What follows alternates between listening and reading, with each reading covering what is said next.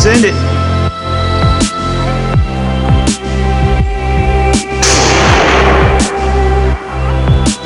Right at the lower tip of the triangle. I feel like John Brewer. Okay, we have Ken Donahue here with his Swedish M41b with Ajack scope on it, and we're fixing to show you the results going all the way out to 600 yards, and then we'll come back and Ken will give you a rundown on the rifle. Sounds good. Okay, Ken, 100 yards 100. with the M41b.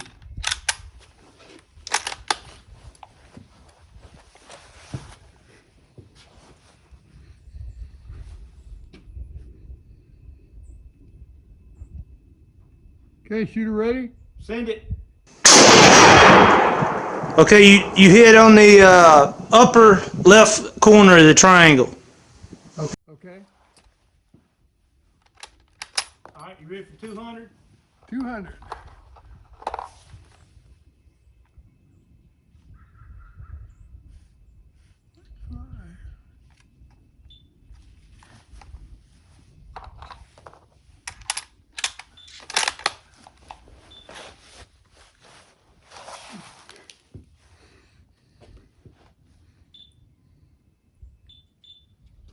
Okay, I'm on 200. I'm on 200. Send it. Okay, you're steadily going up higher, Ken. Okay. But good left and right. Okay.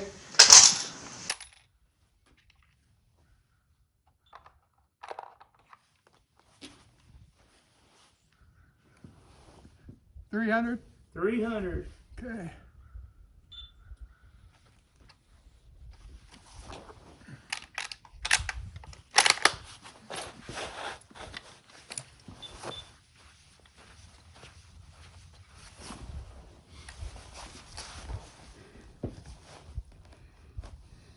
Okay, no wind. Send it.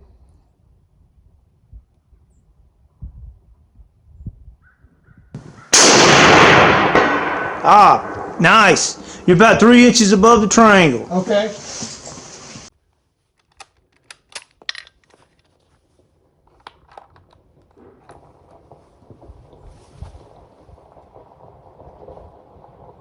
Going to 4? 400.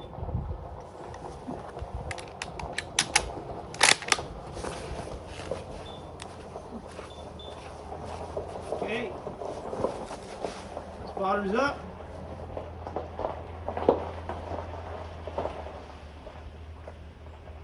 Okay, I'm ready. Send it.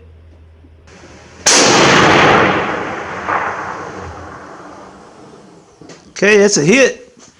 I didn't see where. I think you hit the flag. Let me check it. It must have been right in the center of that triangle. That's what I'm thinking.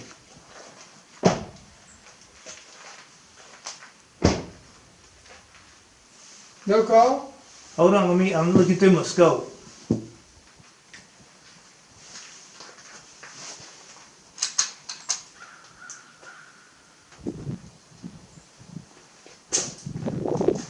I could send another one. Yeah, let's send another one. I don't see a hit on there. Well, this one would be in the same place. All right. All right, I'm up. Send it.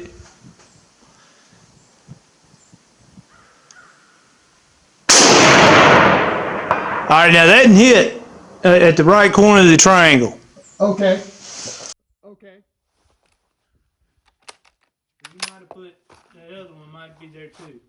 Hey, how are you? All right, you ready for 5? Yeah, let me get my dope in here. And 4.5.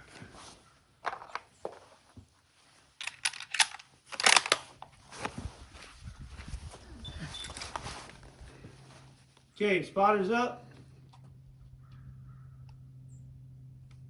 Shooter ready? Send it. Right at the lower tip of the triangle. Okay. I feel like John Brewer. 600, the one on the left.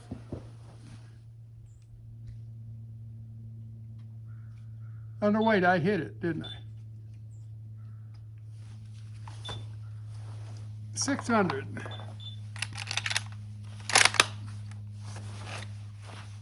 Let's shoot a 3-round group at 600 and see how she's doing. Okay. Left target. Left target.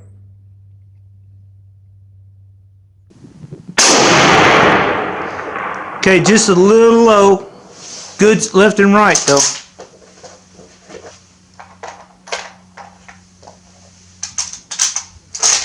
Shot number 2. Keep the same point of aim, Ken. We want to see how it groups.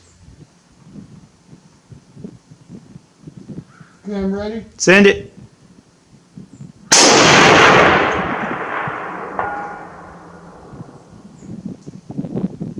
Looking pretty good. Shoot one more.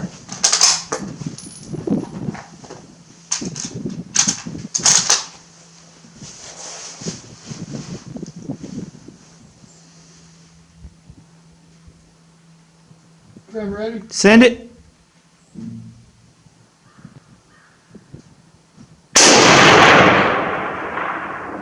Okay, that was up by the triangle. Okay. Okay.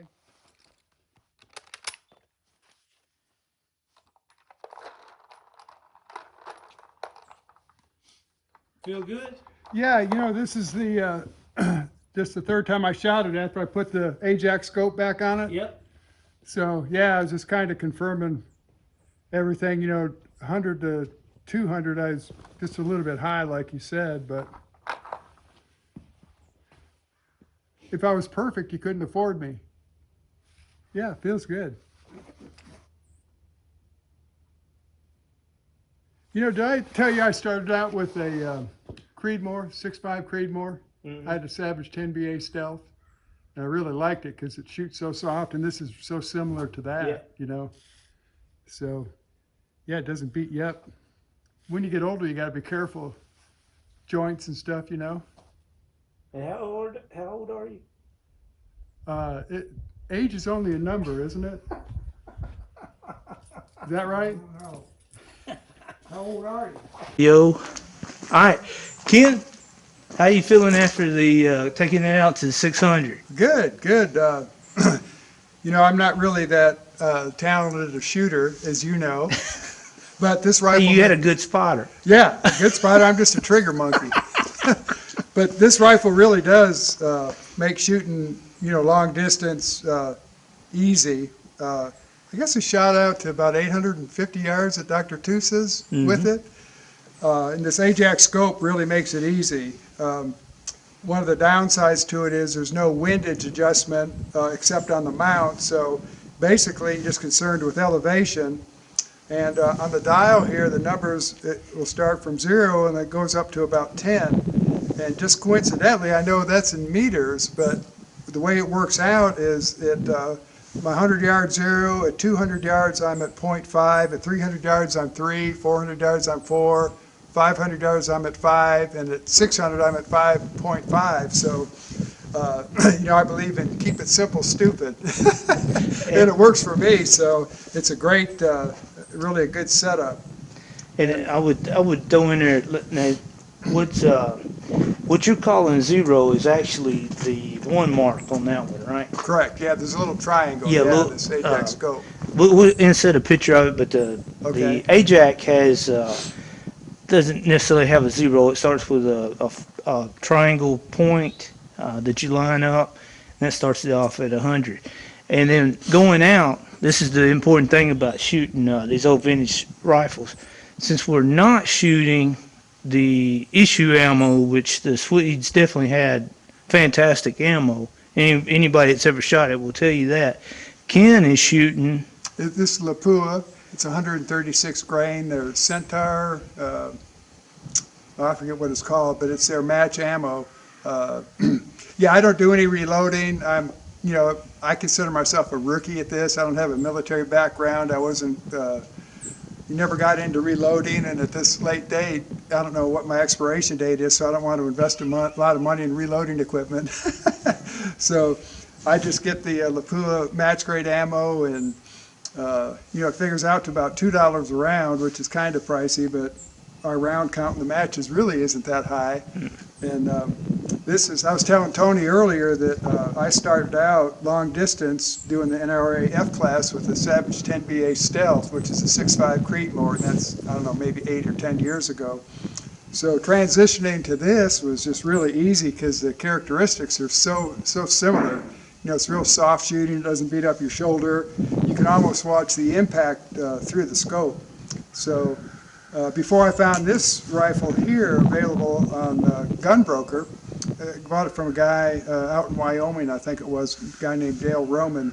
He had it for sale. But I used, Tony, one of your rifles for about 2 years. And that's kind of what got me started in this. And the thing I like the most about that is most of the time you supplied the ammo for me. Yes.